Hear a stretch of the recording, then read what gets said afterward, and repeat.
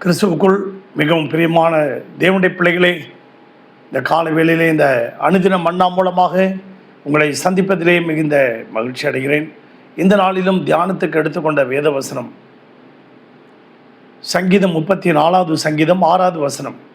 இந்த ஏழை கூப்பிட்டான், கர்த்தர் கேட்டு அவன் இடுக்கண்களுக்கெல்லாம் அவனை நீங்களாக்கி ரட்சித்தார் என்று வேதம் சொல்லுகிறது. இந்த ஏழை கடவுளை நோக்கி கூப்பிட்டான், கடவுள் அவனுக்கு விடுதலை கொடுத்தார்.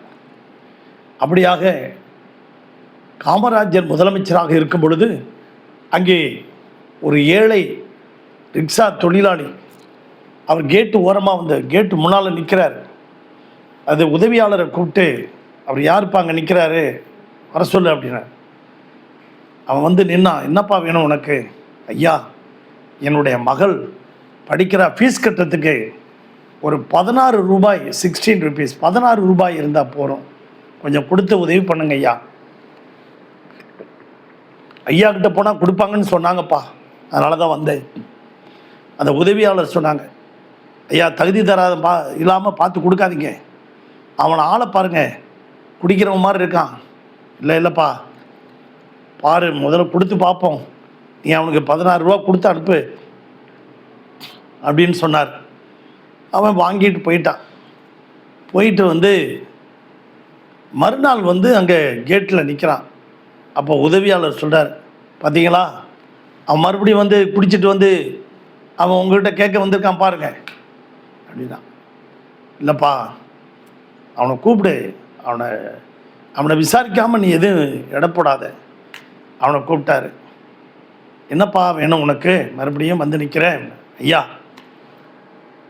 ஃபீஸ் கட்டுறதுக்கு 14 ரூபா தான் தேவைப்பட்டுச்சு, 14 rupees, மீதி 2 ரூபா கொண்டாந்து உங்கள்கிட்ட கொடுத்துட்டு போகலான்னு வந்தையா. அந்த நீதியை, நேர்மையை பாராட்டி அவனுக்கு பரிசு கொடுத்தார். அவன் உண்மையை பாராட்டி அவனுக்கு பரிசு கொடுத்தார். இந்த ஏழை கூப்பிட்டான்.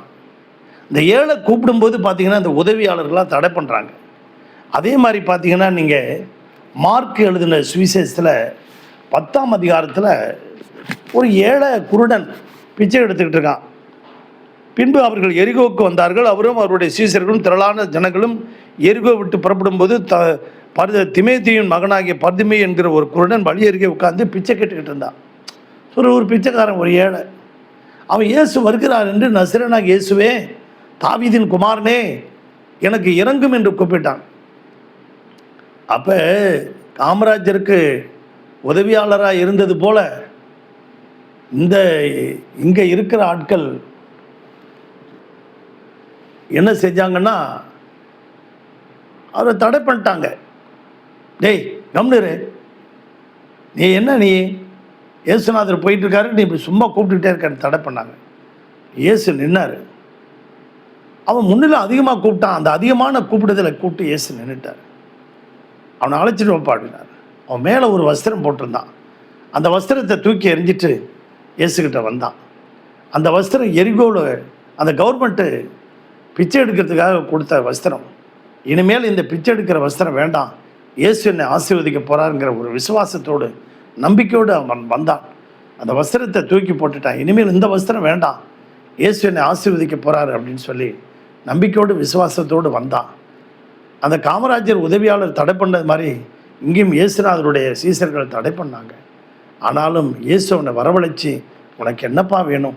காமராஜர் அந்த ஆளை வரவழைச்சி உனக்கு என்ன வேணும்னு கேட்டது மாதிரி இயேசுவனை கூப்பிட்டு, உனக்கு என்னப்பா செய்யணும்?